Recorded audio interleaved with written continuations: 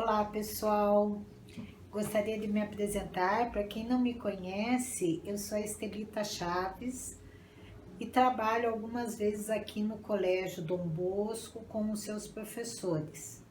E quero dizer para vocês que é uma coisa que eu gosto muito. Pedi a eles para fazer essa videoaula para vocês. Primeiro porque eu gosto muito de história e estudei, fiz faculdade de história. Depois, porque quando eu tinha mais ou menos a idade de vocês, eu também fiquei de quarentena. Eu tive uma doença muito séria nos rins e tive que ficar em casa mais de um mês e não podia ter contato com ninguém. Ninguém podia me visitar e eu não podia conversar com ninguém que fosse da minha residência. Muito parecido com o que vocês estão passando aí na casa de vocês. Mas nessa época, que poderia ter sido muito ruim na minha vida, foi uma época excelente. Porque eu aprendi que eu podia ir aonde eu queria, visitar o país que eu quisesse, viajar para onde eu quisesse de dentro da minha casa. Eu aprendi a alegria de ler, não só juntar letrinhas, mas eu aprendi que na leitura eu podia viajar. E eu viajei muito na leitura. E uma dessas minhas viagens, eu conheci uma figura muito importante que vocês já conheceram, já ouviram falar, de Tiradentes. E eu me apaixonei e quando eu cresci, eu quis visitar, conhecer as cidades de Minas Gerais, as cidades históricas, e foi uma das minhas primeiras viagens. Gostaria de mostrar aí para vocês um pouquinho de Minas Gerais. Essa foto que vocês estão vendo é da cidade de Ouro Preto. Na época da Inconfidência Mineira, essa cidade chamava-se Vila Rica. Era a segunda maior cidade brasileira. E aí morava Tiradentes, adulto, né? Ele nasceu em uma outra cidade próxima, mas aí ele trabalhou, aí ele fez uma série de atividades comerciais e aí foi também o centro da Inconfidência Mineira. Essa cidade era enorme, continua sendo. Hoje ela é uma cidade universitária. E o nome Vila Rica vinha da quantidade de ouro que se extraía aí da região. Para vocês terem uma ideia da riqueza, deem uma olhadinha nessa próxima imagem. É uma igreja. Tudo isso que vocês estão vendo em dourado é banhado a ouro. Ouro daquela região. Vejam a beleza artística, vejam a riqueza. E aqui está um dos lugares principais da antiga Vila Rica, hoje Ouro Preto, local onde se ergueu nesse obelisco uma estátua em homenagem a Tiradentes. Ela tem uma característica, a estátua fica de frente à antiga cadeia e de costas para o que era, na época, a prefeitura, o governo da cidade. Então, Tiradentes olhando, né, para os excluídos e de costas para o governo. Agora gostaria de convidar vocês para assistirem um pequeno desenho sobre a Inconfidência e sobre Tiradentes. Espero que vocês gostem. Há muito tempo atrás, o Brasil era dominado pelos portugueses. No estado de Minas Gerais, haviam muitas minas de ouro. Os portugueses cobravam impostos muito altos de tudo que era tirado dessas minas, deixando os mineiros cada vez mais pobres.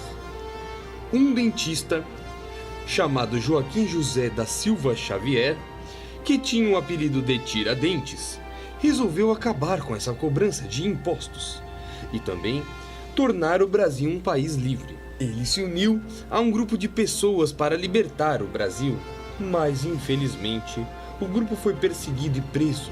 Tiradentes foi o único que foi condenado e enforcado no dia 21 de abril de 1792. Gostaram do pequeno desenho?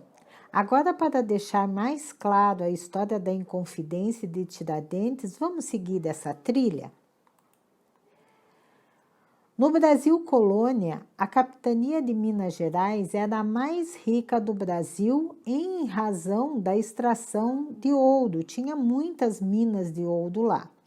Porém, segundo os livros, o ouro, as minas de ouro, elas têm um tempo, elas acabam, vai tirando, ela tem um fim. Porém, mesmo com a diminuição da quantidade de ouro extraída, Portugal começa a pedir mais impostos e determina, porque houve um terremoto em Portugal e eles precisavam reconstruir a cidade de Lisboa, que era a sede do reino, eles determinam a cobrança de 1/5 de um imposto chamado quinto, isto é, 1/5 da quantidade de ouro retirada das minas pelos mineradores deveriam ser pagas para a coroa portuguesa. Não era um imposto novo, era mais um imposto novo. Então, eles tinham que pagar muitos impostos. Com isso, a elite portuguesa, o que é a elite? São as pessoas ricas e influentes de Minas Gerais, começaram a ficar insatisfeitas com esses impostos cobrados pela coroa portuguesa. E com isso, né, eles criaram, então, um movimento contra a coroa portuguesa. Esse movimento é chamado de Inconfidência Mineira. Por quê? Porque esse movimento separatista, né, que defendia os ideais de separação e transformação de Minas Gerais em uma república, era chamado de Inconfidência, isto é, era contra o governo, né? Eles queriam se separar do governo. Um dos grandes propagandistas dessa conspiração, dessa Inconfidência, foi Tiradentes. Ele não era o mais culto, não era o mais rico, ele era uma pessoa simples, do povo, mas como ele pertenceu ao exército e cuidava do caminho entre Vila Rica, né, que hoje é Ouro Preto, até a cidade do Rio de Janeiro, ele conhecia muita gente. Além disso, ele tinha sido minerador e aprendeu com o seu padrinho a profissão de dentista. Então, ele arrancava o dente das pessoas quando doía.